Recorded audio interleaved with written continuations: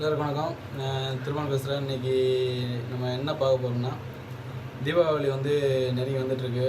அதுக்கு எல்லோரும் ஒரே மாதிரி பலகாரம் செஞ்சு அழுத்து போய் என்னடா புது வகையாக ஏதாவது ஒரு பலகாரம் ட்ரை பண்ணலாமே அப்படின்னு யோசிச்சுட்டு இருப்பீங்க. அந்த ஒரு புது வகையான பலகாரத்தை செய்ய போகிறாங்க. அது என்ன புது வகையான பலகாரம்ன்ட்டு நம்ம கேட்டு தெரிஞ்சுக்கலாம். இந்த வீடியோவை கடைசி வரைக்கும் பாருங்கள். என்னென்ன பொருட்கள் சேர்த்துருக்கோம், என்னென்ன தேவையான பொருட்கள்ன்றதையும் நோட் பண்ணி வச்சுக்கோங்க. ஒரு அருமையான ஒரு தீபாவளி பலகாரம் சுவையாக சாப்பிட்லாம். கோதுமை மாவு, பச்சரிசி, இனிப்பு பணியாரம் செய்ய போகிறோம். அதுக்கு தேவையான பொருட்கள் என்னென்னு பார்ப்போம். வாழைப்பழம் 2 எடுத்துக்கிடணும். இந்த ஜாரில் போட்டு அரைச்சி வச்சுக்கணும். அதுக்கடுத்து தேங்காய் சில்லு 2 சில்லு எடுத்து பொடிசாக நறுக்கி லைட்டாக வறுத்து வச்சுக்கணும். நான் நம்ம தான் வறுக்க போகிறேன். அடுத்து உருண்டை வெல்லம். நல்ல கடையில் வெள்ளை கலரில் இல்லாமல் கொஞ்சம் கலர்ஃபுல்லாக இருக்கிறத வாங்கினீங்கன்னா இனிப்பு நிறையா இருக்கும். வெள்ளை கலரில் வாங்கினீங்கன்னா இனிப்பு கம்மியாக இருக்கும். அதை பார்த்து வாங்கிக்கோங்க. அடுத்து 1 கப்பு பச்சரிசி மாவு, 1 கப்பு கோதுமை மாவு. இதுதான் நம்மளுக்கு தேவையான பொருட்கள்.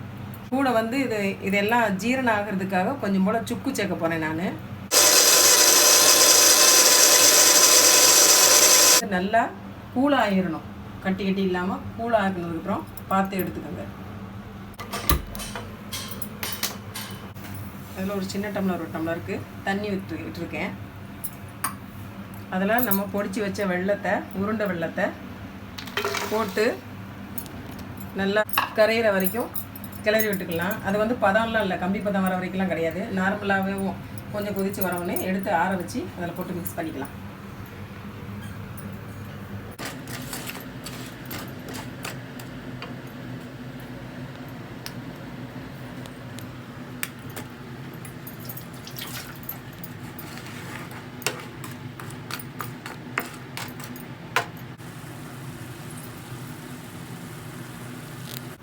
சுக்கு கொஞ்சம் போல் சொல்லினால அந்த சுக்கை எடுத்து நல்லா பொடி பண்ண போகிறேன்.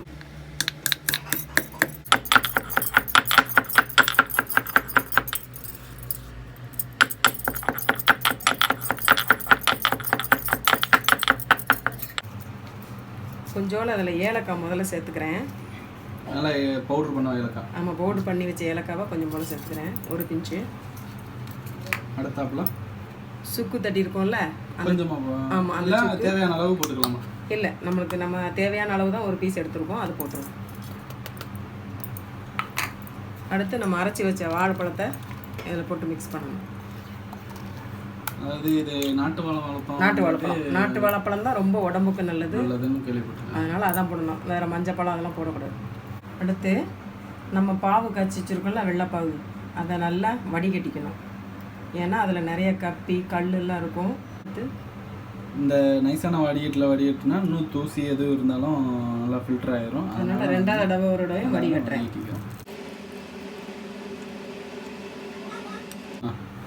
அடுத்து நம்ம போட்டதெல்லாம் வச்சு முதல்ல ஒரு தடவை மிக்ஸ் பண்ணிக்கிடுவோம். அதுக்கப்புறம் மாவு கொஞ்சம் கொஞ்சமாக போட்டு ஆட் பண்ணிக்கலாம்.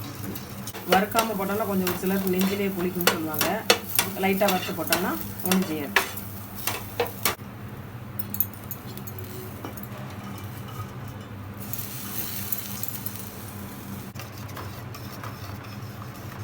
அதாவது கிளறிட்டு இருக்கும்போதே மாவு கொஞ்சம் கொஞ்சமாக போடணுமா? எதனால் அப்படி?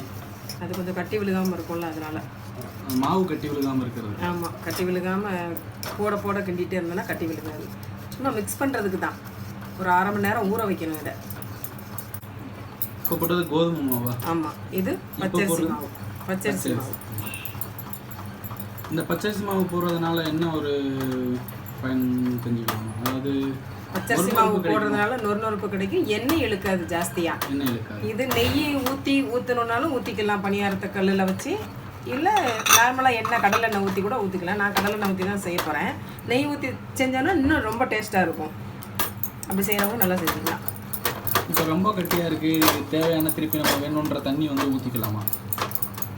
தேவையான கொஞ்சம் லைட்டாக வெந்நீர் காய்ச்சி கொஞ்சம் லைட்டாக தேவையான அளவு ஊற்றி வச்சுட்டு வச்சுக்கலாம். நல்லா பணியாரம் சுடுற அளவுக்கு தேவையான ஒரு பதத்துக்கு. ஆமாம், கிண்டிக்கணும். கிண்டி வச்சுக்கணும். எல்லாத்தையும் போட்டு ஊற வச்சிட்டோம். மாவு எல்லாமே பாகு காய்ச்சி ஊற்றி தேங்காய் ஜில்லு எல்லாம் போட்டாச்சு, போட்டு ஊற வச்சாச்சு. இப்போ ஒரு 20 நிமிஷம் 25 நிமிஷம் ஊற வச்சுருவோம். சட்டி சூடான உடனே சின்ன டீஸ்பூன் வச்சு கொஞ்சம் கொஞ்சம் நெய் விட்டுக்கோங்க.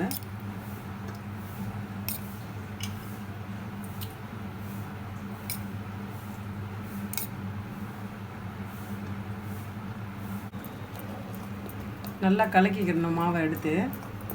நல்லா கழிச்சு வந்துட்டு இப்போ பணியாரம் செய்ய போகிறோம். ஆமாம், ஊறிடுச்சு. நல்லா எண்ணெய் நெய் ஊற்றிருக்கோம், காஞ்சிடுச்சு. இப்போ பணியாரக்கல்ல ஊற்றுவோம்.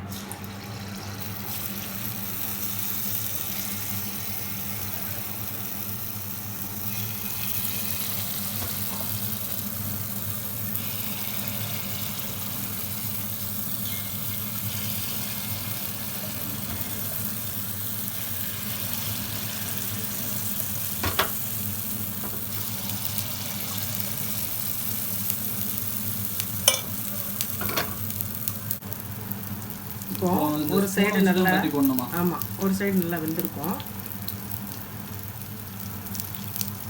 அது கொஞ்சம் வலிக்கிட்டே தான் இருக்கும், நெய் ஊற்றுனதுனால அது கரெக்டாக வந்துடும். இப்படி எடுத்துடலாம்.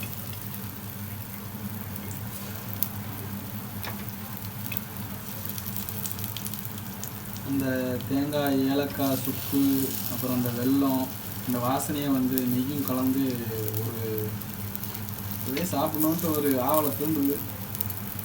சாப்பிட்டு பார்ப்போம் எப்படி இருக்குன்னு தெரியல. இப்போ ஒரு நிமிஷம் 2 நிமிஷம் ஆயிருக்குமா இது? ஆமாம், நல்லா 1 நிமிஷத்துல நல்லா வெந்துருமா? வெந்துருச்சு, நல்லா வெந்துருச்சு. 1 நிமிஷம் தான் ஆகும். இந்த கலரை பார்த்த உடனே வந்துருச்சுன்னு உங்களுக்கு எப்படி கரெக்டாக கண்டுபிடிக்கிறீங்க? அது நம்மளுக்கே தெரியும். அனுபவமா? அனுபவம் தான் எல்லாமே. இப்போ வெந்துருச்சு, எடுத்துடலாம்.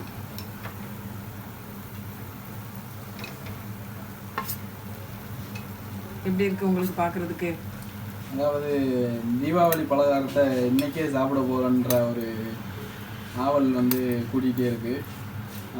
சாப்பிட்டு டேஸ்ட் எப்படி இருக்குன்னு சொல்லுவோம். இப்போ வந்து பணியாரம் செஞ்சாச்சு. அதாவது கோதுமை பச்சரிசி பணியாரம், இனிப்பு பணியாரம். இதை வந்து நெய் ஊற்றி செஞ்சதுனால இன்னும் அந்த டேஸ்ட்டு ஜாஸ்தியாக இருக்குன்ட்டு ஒரு எதிர்பார்ப்போடு சாப்பிட போகிறோம். இப்போ நம்ம தம்பி வந்து சாப்பிட்டு பார்த்துட்டு அதனுடைய சுவை எப்படி இருக்குது, அதனுடைய ஒரு குவாலிட்டியும் சரி, ஒரு பணியாரத்தினுடைய சுவை வந்து எப்படி இருக்குது, நீங்கள் இதுவரை இது மாதிரி இதுக்கு முன்னாடி சாப்பிட்ருக்கீங்களா, இல்லை இதில் ஒரு ஸ்பெஷல் என்னன்ட்டு நீங்கள் சொல்லுங்கள். நல்லா இருக்குது. உண்மையாகவே வந்து பணியாரம் சூப்பராக இருக்குது. நீங்கள் கண்டிப்பாக ட்ரை பண்ணி பாருங்கள். இப்போ இதில் சொன்ன குவான்டிட்டி எவ்வளோ சொன்னாங்களோ அதே மாதிரி ட்ரை பண்ணி பாருங்கள். டேஸ்ட்டு சூப்பராக இருக்குது. அந்த நெய் வந்து மறக்காமல் ஆட் பண்ணுங்கள். அப்போ தான் வந்து அதோட டேஸ்ட் நல்லாயிருக்கும். ட்ரை பண்ணுங்கள். உங்களுக்கு வேணுமா? பார்த்து சொல்கிறேன் எப்படி இருக்குன்னு. அந்த மொறுமொறுப்பு அரிசி மாவு போட்டால் வரும்னு சொன்னீங்களா, அந்த மொறுமொறுப்பு இருக்குங்களா? நல்லா இருக்குது. ரொம்ப நான் இன்னும் சாப்பிட்டு பார்க்கல. 2 பேர் சாப்பிட்ற பார்த்தாலே ஒரு இதாக இருக்குது. ஒரு சாப்பிட்டு பார்ப்போம். ரொம்ப நல்லா இருக்குது, நல்லா வந்திருக்கு. நீங்களும் கண்டிப்பாக இதை போட்டு நமக்கு அது வந்து பார்த்துட்டு கமெண்ட் பண்ணுங்க, ஷேர் பண்ணுங்க. தீபாவளி வாழ்த்துக்கள் உங்க எல்லாருக்குமே. சாப்பிட்டு பார்ப்போம்.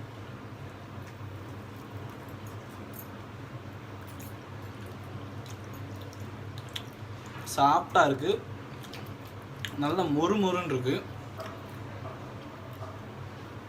சுக்கு வடை நல்லா வருது. அந்த என்னென்ன பொருட்கள்லாம் சேர்த்தோமோ அதனுடைய சுவை ஒவ்வொன்றும் தனித்தனியாக அப்படியே தெரியுது.